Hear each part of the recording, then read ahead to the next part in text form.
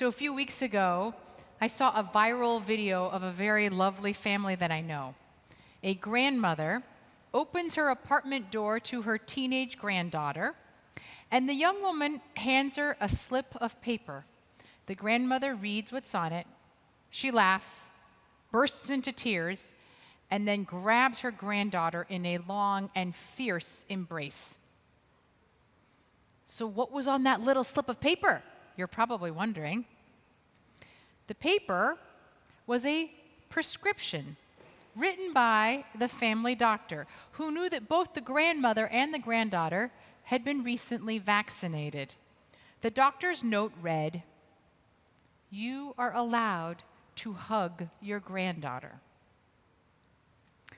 I love this video because it captures not only the benefits and the joy of us coming out of this pandemic, but it also captures the anxieties and challenges of re-entry.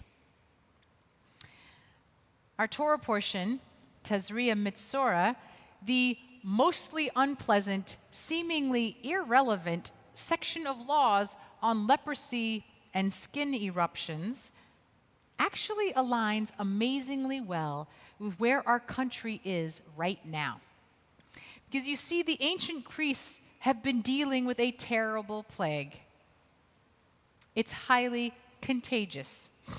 Anyone who is afflicted has to be quarantined and isolated. They are declared unclean and sent out of the camp. Now, the priest's job is not only to figure out who is unclean, but to figure out who is eventually able to come back. The priests continuously go outside of the camp and search for anyone that can be declared clean. Then they offer ritual sacrifices and help these healed people come back into society. The takeaway of this portion is very powerful. People are not meant to stay quarantined forever. Now, for over a year now, during this COVID pandemic, we have all, in a sense, been declared potentially unclean. We've been living in some form of isolation for a very long time. Many people living outside of their normal camp, creating new routines, adapting to a different life.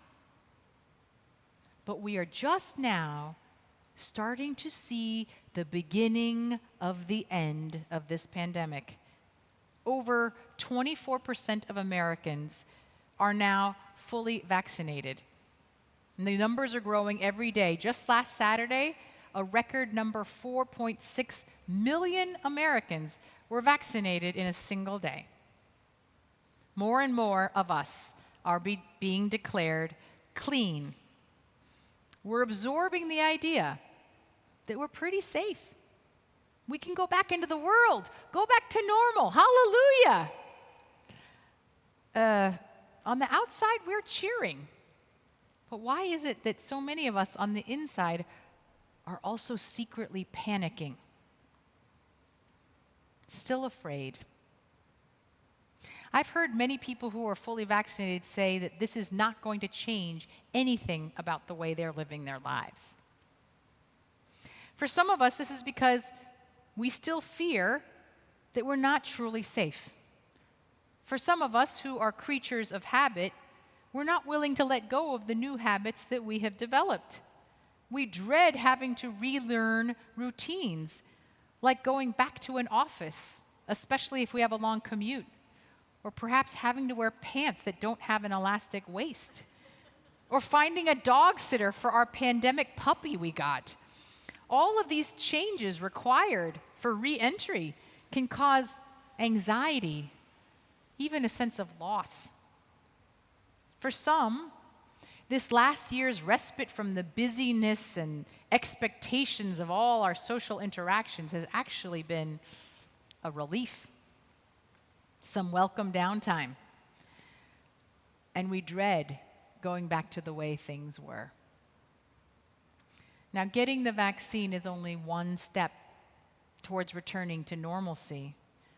Even when our bodies might be ready, it will take something more for our hearts and our souls to feel ready to re-enter the camp. In that viral video I described, the granddaughter had to bring that prescription to her grandmother from the doctor because she knew that even though her fully vaccinated grandmother knew she was safe, after a year of living completely alone, she was still quite hesitant and nervous about having her family back in her apartment. And she needed that doctor's prescription to urge her back to physical contact. Sometimes we need permission from an expert to do the things that we desperately want to do. In our Torah portion, the former leper might have noticed that his skin had been healed, but he needed a priest to declare him clean. You're ready. You can go back into the world. The Torah understood sometimes we need a higher authority who gives us permission to go back to living.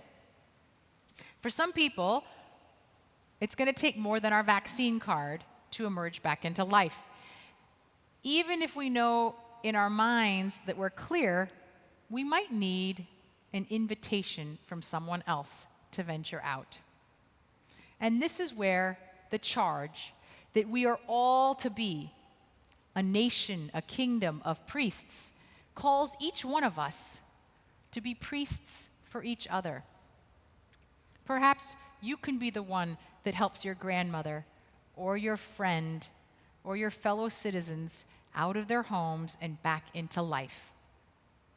Start with an invitation to an outdoor lunch or maybe a walk outside. It's going to be a gradual and hesitant process for many of us. Tonight is also the first time that we have people sitting with us in the sanctuary. Our team of doctors and experts on our COVID task force had finally declared us clean for doing that. We are prioritizing recent mourners and people who are observing the first yahrzeit of a loved one. You who lost someone at the beginning of the pandemic who didn't get to have in-person funerals or say Kaddish in this sanctuary space. Now we hope we get to grow the number of people we can have inside soon in the coming months. It's not easy for everyone because even if our minds know it's not a large risk, feeling that in our guts and our hearts can take a little more time. But what if it's not just safety that we're anxious about? What if your resistance to re-entry or all the things that you're unwilling or loath or very sad to give up?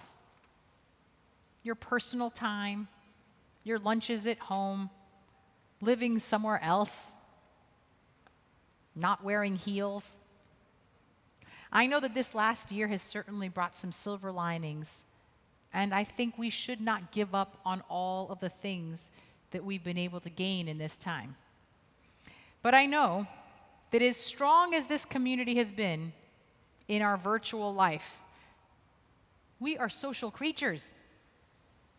We need to be in community and in contact with each other. We need our isolated seniors, people living alone, to be able to be with each other again.